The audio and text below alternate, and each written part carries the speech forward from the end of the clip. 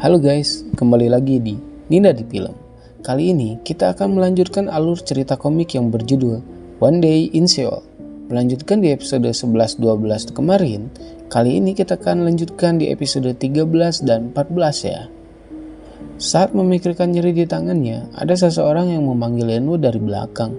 Ternyata itu temannya, si ketua kelas, dan satu temannya lagi. Mereka senang melihat ada Yenwoo bisa selamat. Ada juga si Isul, murid si paling pintar nomor 1. Si ketua kelas menanyakan Jubyong, karena Yenwoo selalu sama Jubyong. Mendengar Jubyong, si Yenwoo jadi kepikiran lagi soal kejadian waktu itu. Dia tampak kesal sendiri, karena tidak bisa menolong Jubyong. Kemudian flashback ke masa lalu saat di sekolah. Bu guru menyuruh murid-murid buat bagi kelompok 2 orang untuk mengerjakan tugas budaya dan mempresentasikannya. Lalu ketika jam pelajaran selesai, anak-anak bingung mencari kelompok, dan Jubyong datang ke Yenwoo dan mengajaknya jadi kelompoknya. Dan Jubyong yang jadi ketua dari kelompok itu, tapi bukannya mencari ide tentang budaya, malah ngajak nonton anime cosplay di Seoul nanti. Dasar cungur, dasar wibu. Kembali ke masa kini, Yenwoo menceritakan bahwa dia dan Jubyong ditinggalkan di gedung kereta kabel oleh Daehan, Hongmi, Soyun, Kangmin, dan Hana. Jihoon dan Songyu memang tengil anaknya, tetapi mereka membela Yenwoo dan menghujat anak-anak yang meninggalkan Yenwoo itu. Lalu Isul tak percaya kalau Kangmin meninggalkan Yenwoo. Kemudian si Songyu membantahnya, mereka mungkin saja meninggalkan Yenwoo. Mereka kan pecundang yang tidak solid. Isul dan Songyu pun berdebat, akan tetapi Yenwoo berbicara dalam hati kalau mereka bertiga itu tidak akan percaya bagaimana dia bisa selamat sendirian. Yenwoo bertanya pada Jihoon, bagaimana mereka bisa selamat. Jihoon bilang, kami bukannya tidak mengalami kesulitan, kami hanya beruntung saja. Menurut orang si Jihoon, Isul, sama si Songyu ngalamin dikejar monster atau apalah itu, tapi nggak cerita ke Yenwoo. Karena saat mau cerita ke si Yenwoo, si Jihoon malah nggak jadi. Sepertinya ada yang mereka sembunyikan deh. Kemudian Jihoon akan mengembari anak-anak yang meninggalkan Yenwoo itu. Tetapi Yenwoo mengatakan hal yang tidak enak didengar, yaitu mungkin mereka sudah mati dan mungkin akan segera mati. Sepertinya Yenwoo dendam deh guys. Dia berpikir, aku memang bukan siapa-siapa menurut teman-teman yang lain. Tapi kenapa Soyun meninggalkannya? Padahal kan Yenwoo sudah menolongnya 2 kali. Dan Soyun juga melihat dia dari jendela. Sungguh teganya kok Soyun, kata si Yenwoo kecewa. Kemudian Yenwoo meminjam HP Jihoon untuk menelepon ibunya. Si ibu ternyata tertahan di pintu masuk tol Seoul karena di semua area masuk dan keluar Seoul sudah ditutup. Si ibu pun menangis dan tidak bisa berkata-kata. Lalu HP-nya diberikan pada ayahnya dan ayahnya tanya, kau tidak terluka kan Yenwoo? Si Yenwoo tidak bisa jujur soal luka bakar di tangannya. Dia bilang kalau Yenwoo sudah di pengungsian dan baik-baik saja. Ibu dan ayahnya pun merasa lega dan menunggu sampai kapan bisa bertemu dengannya saja nanti. Cerita beralih pada saat Yenwoo sedang diperiksa tangannya oleh dokter di pengungsian. Ternyata lengannya baik-baik saja. Si dokter bilang, kok luka bakar cuma parahnya di tangan aja sih? Apalagi ini luka bakar serius. Tapi nanti juga bakal sembuh, kata si dokter. Ketika keluar dari pemeriksaan, si Yenwoo berkata-kata lagi dalam hatinya, mengingat teman-teman yang meninggalkan dan menyebabkan Yenwoo mengalami nasib sial sendirian. Apalagi melihat si Jubyong CS-nya mati di depan matanya. Sungguh teganya mereka telah meninggalkan Yenwoo. Geus atuh Yenwoo setelah dipikir-pikir wae.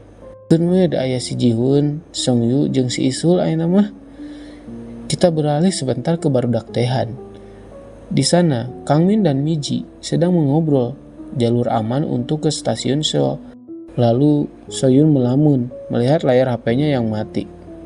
Sebenarnya apa sih yang dipikirkan Soyun? Balik ke si Yenwoo yang akan kembali ke teman-temannya.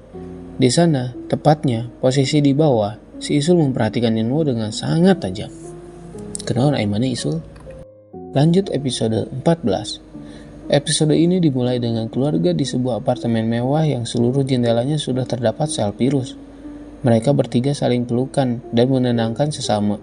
Ada salah satu monster yang sudah berada di sana, dan si anak pun berteriak. Ternyata seluruh kota pun sudah dipenuhi oleh sel virus tersebut. Kemudian beralih ke scene di mana perwakilan pemerintah ada di berita dan memberitahukan kondisi Seoul saat ini.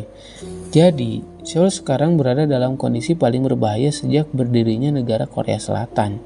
Karena munculnya virus tak teridentifikasi di berbagai daerah di Seoul. Banyak korban berjatuhan. Selama 3 minggu ke depan, pemerintah sudah melakukan pembersihan dan menyelamatkan orang-orang yang terjebak di kota Seoul dan dipindahkan ke pengungsian. Daerah tingkat 1-4 yang digolongkan berdasarkan level penyebaran virus. Pemerintah akan mulai dari level 4. Selain itu, pemerintah akan menindaklanjuti berita hoax yang beredar soal virus ini. Dimohon kepada seluruh rakyat untuk tidak keluar di rumah dan terima kasih. Video berita tersebut ditonton kelompoknya si Daehan di restoran. Mereka diberikan minuman gratis oleh si nenek pemilik toko. Selain barudak Daehan, di sana juga ada bapak-bapak yang kehilangan pacarnya. Lalu ada bapak supir yang kehilangan semua penumpangnya. Kemudian si Kang Min bilang, kalau dia sudah mencari info di daerahnya, saat ini sudah di kondisi tingkat 2. Tingkat 2 aja sudah seram seperti ini, apalagi tingkat 3 dan 4, kata Miji. Kang Min menyarankan mereka untuk pindah ke stasiun Seoul cepat-cepat sebelum daerah ini naik tingkat bahayanya. Lalu si Ji-hye cerita kalau orang tuanya gak bisa dihubungi. Ji-hye takut ortunya kenapa-napa. Mendengar itu, So-yun teringat dengan Yeon-woo dan hendak akan menanyakan kabar Yeon-woo. Tetapi dia tak sanggup karena terlalu malu buat bertanya pada Yeon-woo. Dan So-yun pun menyesali perbuatannya meninggalkan Yeon-woo di sana sendirian. Dan berharap Yeon-woo bisa selamat agar So-yun bisa tenang. Lalu si Hong-mi sedang siaran langsung di situasi saat ini.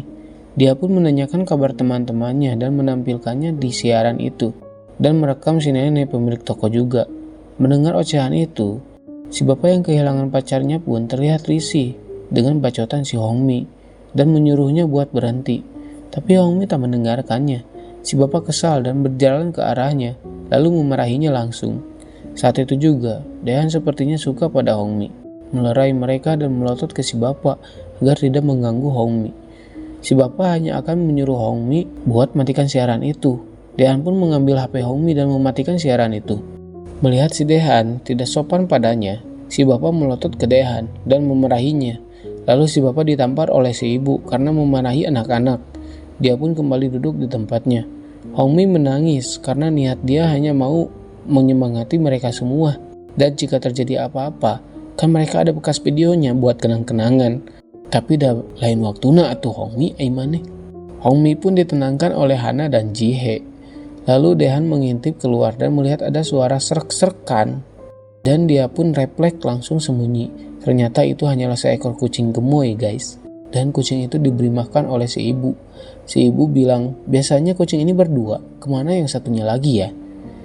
Ya, satu lagi sedang ada di gang sempit.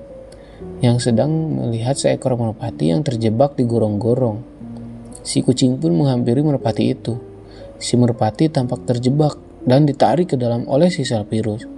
Dan episode kali ini pun selesai. Nantikan episode selanjutnya hanya di Ninda di Film. Dadah!